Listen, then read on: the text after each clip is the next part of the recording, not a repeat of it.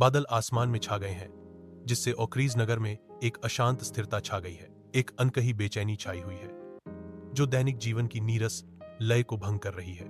School की घंटी कक्षाओं की शुरुआत की घोषणा करती है और छात्र उत्सुकता से कक्षाओं में भर जाते हैं। एथन कार्टर का डेस्क खाली है, जो व्यस्त कमरे के विपरीत है।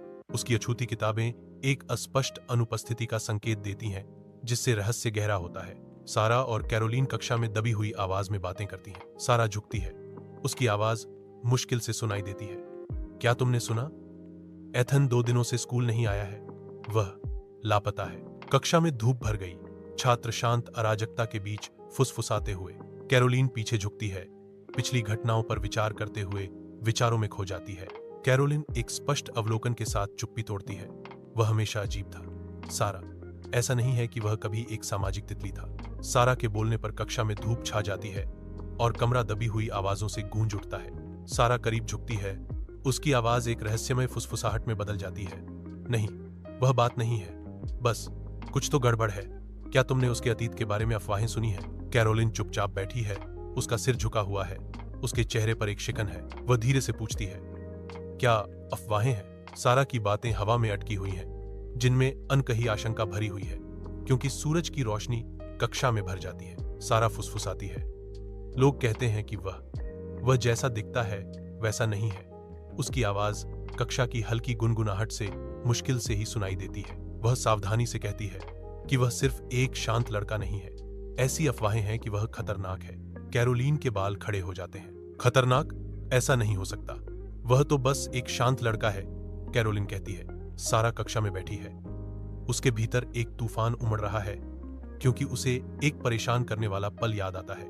उसे यकीन है, एथन की आंखों में कुछ तो ऐसा था जो अंधेरे का संकेत दे रहा था, जैसे कोई तूफान आने वाला हो। एथन खंडहरों के बीच अकेला बैठा है और वह विचारों में खोया हुआ है।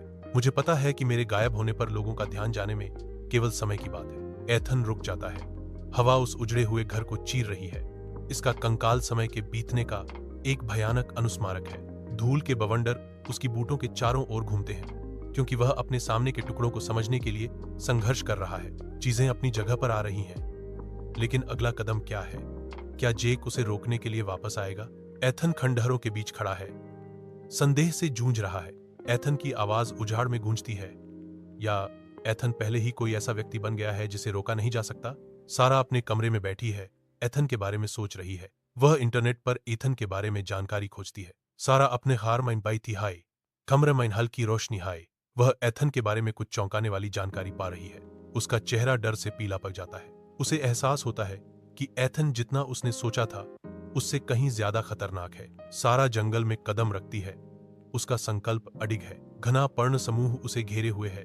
अंधेरा छिपे हुए खतरों को छुपा रहा है। सारा एथन को ढूंढने और सच्चाई को उजागर करने की आवश्यकता से प्रेरित होकर आगे बढ़ती है। सारा खंडहर घर पर पहुंचती है। हवा सनसना रही है। भवन का कंकाल ढांचा रात के खिलाफ छायांकित खड़ा है। वह एथन का सामना करती है और उसकी पहचान का सच सामने आता है।